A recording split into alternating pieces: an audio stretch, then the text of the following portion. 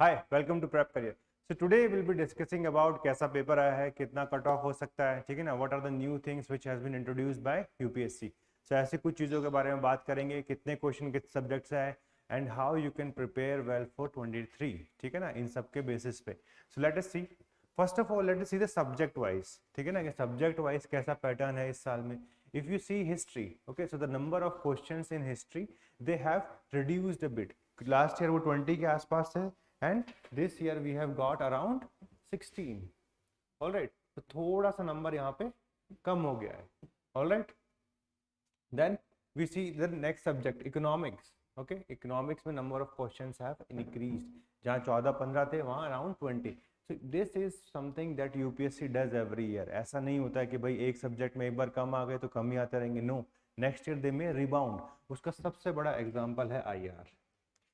All right, last year there was not even a single question from IR, and see this year they have asked 14 questions.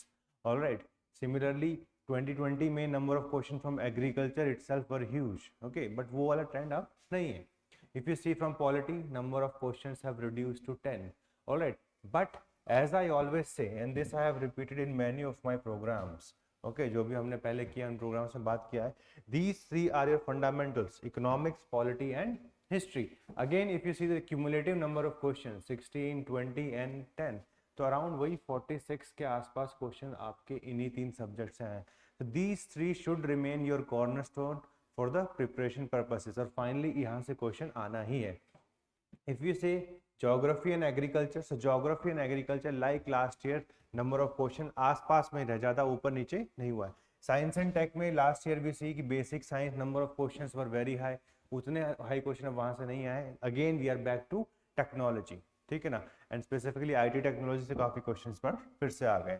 If you C environment, तो थोड़ा number of questions have reduce from last year. Last year तो पूरा short up कर दिया था environment में, 20-21 question, very comparable to history, but here again we have around 14 question. And IR is again the swing paper for this year, ठीक है ना, एक सब्जेक्ट जहां से इतने सारे क्वेश्चन आए, where it was absent in 2021. so this shows something about the UPSC pattern कि every year कुछ तो चेंज करेंगे ही। so this is one of the things, the number of questions from individual subjects that you can see.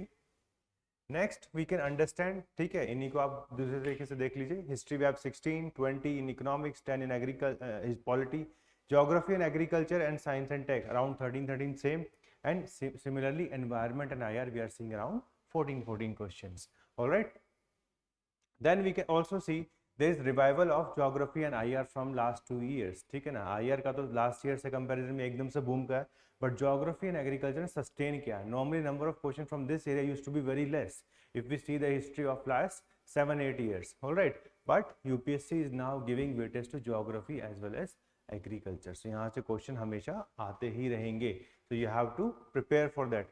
Now एक नया format आया है, alright, this new format specifically for options. I always tell that कोई भी question जो होता है ना, वो स्टेटमेंट से डिफिकल्ट नहीं बनता है, it only becomes difficult because of the kind of options we have.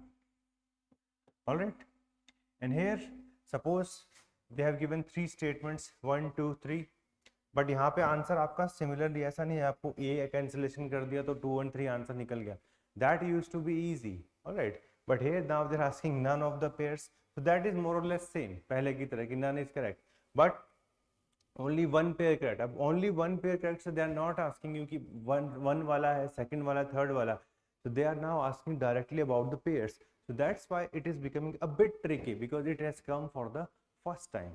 all right, now this is one thing which will be emulated by most of the institutes, and you have to stay ready for such kind of questions in the future। तो इस चीज को ध्यान रखना, this is one new thing which I have seen। similarly UPSC use to ask D का जो एक option था, वैसे तो वो ऑलरेडी इन 2021 धराशायी हो चुका है। UPSC is not asking D type के जो ऑप्शन है from science and technology, but अब जो है काफ़ी ज़्यादा स्टैंडर्ड चेंज कर दिया उन्होंने। Like if you see such question कि एसिड रेस से क्या क्या कॉजेज हैं, तो दैट यू कैन सी कि भाई उन्होंने एक ऑल ऑफ द अबव दिया ही नहीं है। ऑलराइट, सो एलिमिनेशन का जो एक डायरेक्ट फंडा होता था, that has gone. you have to understand that it's not about elimination, it's about the approach। okay, so that's why I used to say first आप बेसिक्स पे ध्यान देंगे, ऑन द बेसिक्स करने के बाद ही आपको और चीज़ों के ऊपर जाना है। If your basics are weak, elimination करते करते एलिमिनेट हो जाओगे, ठीक है। बट अगर बेसिक स्ट्रांग है देन एलिमिनेशन को जो है आप रिस्क को रिड्यूस करके रिवॉर्ड की तरफ जा सकते हो। तो you have to learn these things in the next few years, ठीक है ना। whoever is appearing for prelims next year, you have to learn from these things because this is the starting point. All of us know when we'll reach 2023 prelims तो चीज़ें और change हो चुकी हैं, but starting point पता होना चाहिए कहाँ से स्टार्ट कर रहे हो आप लोग। Alright, this is one thing you need to understand. Now the most important thing, cut off कितना होना चाहिए। यार कट ऑफ क्या होता है ना, दो चीज़ें होती हैं। एक तो नंबर ऑफ वैकेंसीज पर डिपेंड करता है। So like this year we have more than 1000 vacancies. तो थोड़ा सा कट ऑफ, अगर लास्ट ईयर 87 है, अगर सब कुछ सेम रख दिया, other condition, if only number of vacancies are increase, ठीक है, तो थोड़ा सा और लोअर डाउन हो जाएगा, सपोज 85 के आसपास चला जाएगा। Second is the toughness of the paper. अब वो क्या है, अब यूपीएससी का पहले की तरह तो आ नहीं रहा है कि बहुत ही ईजी है। एज यू कैन सी 2018 से तो हम 98 से ऊपर जा ही नहीं पाए हैं। इनफैक्ट 2020 में 92 था and this year it was even 87.54।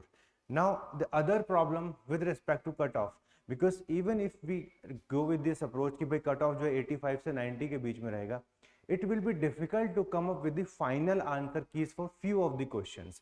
At Trap Career will be coming up with the answer key, 100 question है आपके पास, बट 5 से 6 क्वेश्चन ऐसे होंगे in which UPSC is going to provide you the final key. तो किसी case में क्या होगा, अगर आपके 80 मार्क्स हैं then also you will clear, but some student they'll have 90 marks, still they'll not be able to clear just because UPSC का की जो है वो डिफरेंट तरीके से दिया था, and that we are able to know 2-4 दिन पहले प्रीलिम्स से पहले डाल देते हैं कि अब देख लो, ठीक है। तो एनालिसिस करने का भी टाइम आपके पास नहीं रहेगा उस चीज़ को। That's why it is always comfortable कि आप 100 के आसपास हों, उससे थोड़ा सा फायदा रहता है इन ऐसे क्वेश्चंस में। Alright, so as per the paper जो मैंने देखा, आई वुड से कि जो कट ऑफ है वो 85 से 90 के बीच में रहनी चाहिए, उससे ऊपर नहीं जाएगी। So if you are scoring in this range, I think you should start focusing on the mains preparation because this year they have provided a bit more time for mains. Use it wisely, don't waste it. Alright, otherwise what will happen, एक दिन answer की मिला ले that is okay, but हर रोज सुबह उठ के 3 घंटे answer की मिला रहे हो, that is not the correct manner. So from now onward once the paper is concluded, focus करो, 1-2 बार आंसर की देख लो, see it from the reputed institutions, and after that what you can do, you can just leave it और अपना mains की preparation करना start कर देना, ठीक है। This is the message from my side with respect to the courses specifically for history and other important subjects. We'll be starting them at Prep Career in the due course, and you can stay tuned for them. I'll be also taking with some classes specifically कि how to fine tune your preparation, judgment कैसे develop करते हैं for solving questions. This year also some questions have come जहाँ पे आपका elimination approach चल सकता था, okay, but what you will do, आप उन questions को choose करोगे जहाँ पे elimination approach नहीं चलना है, ठीक है। So this is the judgment कि भाई किस पे अप्लाई करना है, किस पे नहीं अप्लाई करना है। ऑलराइट, लाइक फाइट पाकिस्तान से करना है, भूटान से करना है, वो आपको डिसाइड करना है। That is the most important thing in today's times. Alright, so from my side if you see, cut off आपका 85 to 90 के आसपास में रहना चाहिए। सीसेट पेपर जो है उसमें अगर आपका ठीक है, बिकॉज मोस्टली क्या होता है, at times you score very well in paper 1 but you are not able to score well in CSAT, तो उसका डर लगा रहता है। बट अगर वहाँ पे 75 के ऊपर है तो निश्चिंत रहिए, आप पास हो ही जाएंगे। सो that's it from my side.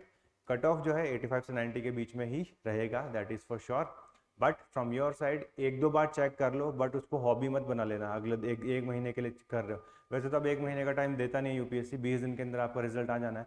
That's why don't waste these 20 days। Okay, so this is from my side, who has given 6 prelims, clear all of them, सारे मेंस दिए हैं। तो मेरे आपकी तरफ से यही मेन रिक्वायरमेंट आपको होनी चाहिए कि भाई अपनी मेंस की प्रिपरेशन को मत खराब करना, इवन इफ प्री में थोड़ा 2-4 मार्क्स ऊपर नीचे है। That eventually will know in 20 days। अगर आज 5th है तो बाय 25th विल नो कि our result, alright, and nobody can escape from that. So that's it from my side and let us work together and all the very best.